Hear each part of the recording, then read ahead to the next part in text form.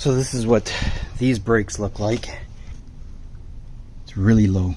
So yeah, the backside of the rotor is scarred badly. Let's see the driver's side.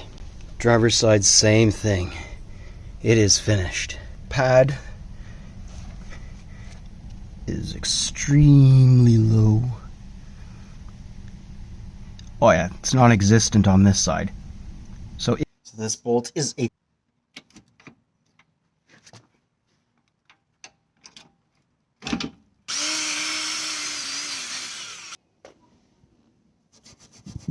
vice grip.